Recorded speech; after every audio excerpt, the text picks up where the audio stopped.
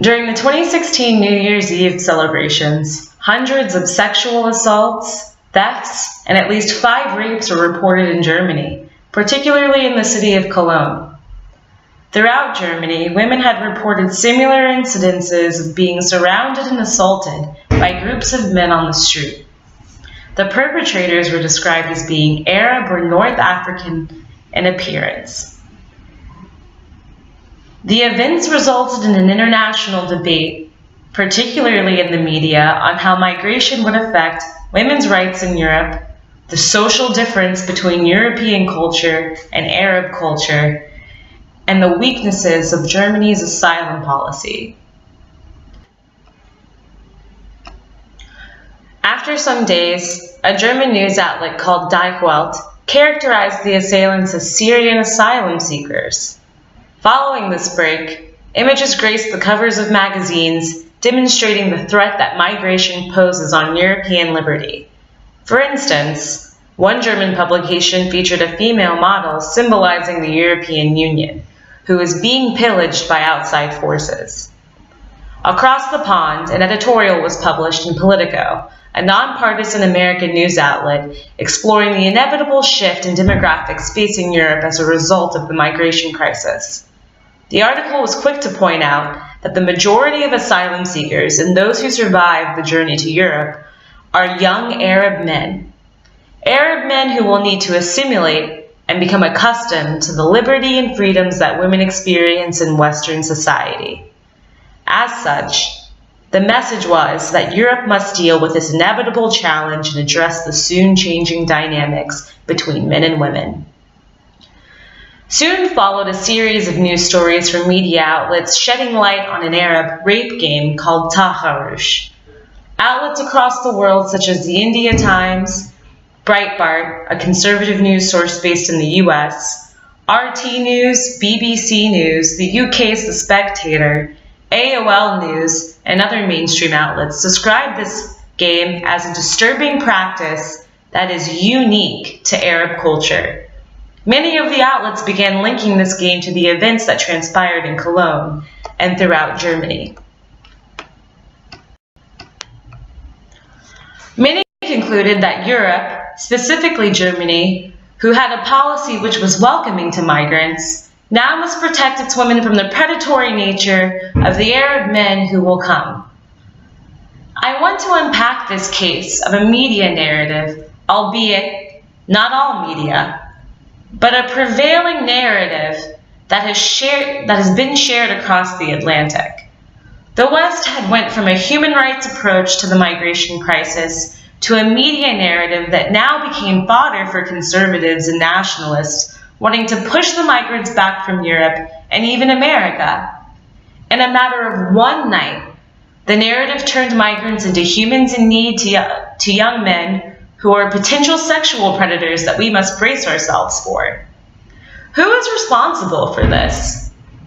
One of the most important factors to positive integration, not only for migrants but immigrants, is the public discourse and information provided to the public about unknown people and cultures. The case of the Belgian sexual assaults opened up a can of worms that has been detrimental for the future development of a common European asylum policy and the need for fine-tuned integration within the EU. But it's not just the migrants who have suffered.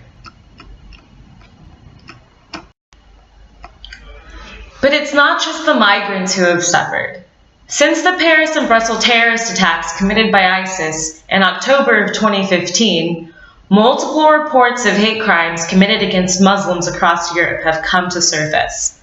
There was an attempt on a woman's life in a London metro stop days after the attacks. As a result of the media's portrayal of the Belgian New Year's Eve assaults and Taharush, there has been a public confusion over the identity of the assailants. For a time, it seems that Europe has forgotten its own European Muslims that have been residing within the EU border for multiple generations. The identity of the assailants shifted from young men of North African descent to an ambiguous description of being dark-skinned and Arab in appearance. I'll let you imagine the consequences to any EU citizen that fits that description. What can be done to approach what seems to be a pretty systemic response to shocking crimes?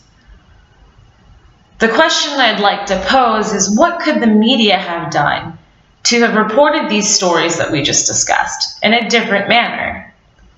It seems that journalists who report crimes tend to handle crimes that have been perpetrated by minorities with their ethnic background or religious affiliation as a descriptor.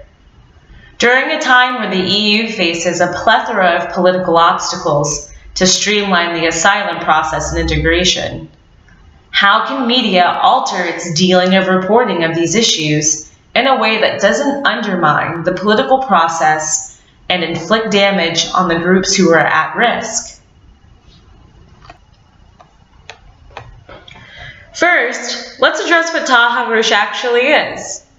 In the Huffington Post, Alex Shams, an Iranian-American journalist and PhD student of anthropology at the University of Chicago, quickly corrected what the media was saying about the term Taharush Gamia, and attempted to inform the public that the term actually means group harassment or sexual harassment.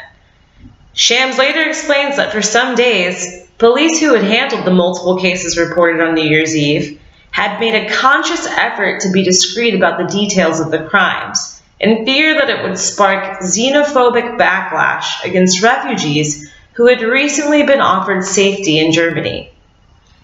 Videos even surfaced of groups of Arab men attacking women in public, hoping to inform people what this game looks like.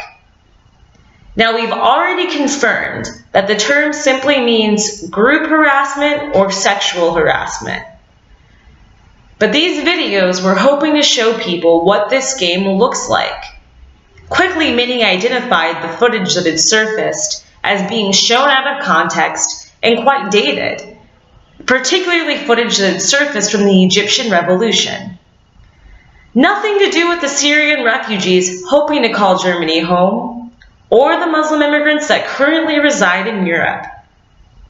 Now that we've distinguished that these media outlets did not discover a rape game, let's discuss the silence that occurred once the term had actually been defined. Group or sexual harassment is not a unique cultural practice. Men and women experience sexual harassment in Western society on a daily basis. As I recall, the United States is grappling with its own rape culture, particularly within the university system, that seems to fail when it comes to serving a sense of justice to victims. Even outside of the university system, sexual harassment and assault has been a dark shadow over American society within our personal relationships and at times within the workplace. But I'm not trying to paint a dark picture for the shortcomings of American society or European culture. What I am trying to point out is we managed to create a narrative identifying something that occurs in our own society and vilified vulnerable groups for having done it as well. And the lack of informed media approaching the topic in a fair and objective and even accurate way might have done damage that will take years to repair. This talk was originally intended to address the way media engages with groups that are at risk. In this case, Muslim minorities and Syrian refugees. But I think this goes beyond the debate on how journalists should report news stories concerning religious and ethnic minorities. I say this because journalists aim to inform consumers. They are deadline-driven and try their best to deliver the news. Therefore, it makes me wonder, did this narrative depicting sexual assault as something new to Europe, brought over by Muslim minorities, occur due to misinformed journalists and journalists acting on little information? Or were they simply framing a story to a European public that continues to distinguish itself from Arab culture and ties? My initial, yet unoriginal recommendation for journalists who in the future find themselves penning a story concerning a religious or ethnic minority to think twice about the order in which they describe the individual, or even in the context in which they deliver their story. That recommendation is based on research proving that even something as basic as word order in a story about a crime can drastically change the way the average reader will perceive the perpetrator in the article. I also say this because even though we live in the 21st century, most people who do not live in an area of great diversity can only form an opinion on ethnic and religious minorities based on the news they read. Therefore, journalists who are overworked and deadline-driven also have the responsibility of shaping the way we view each other.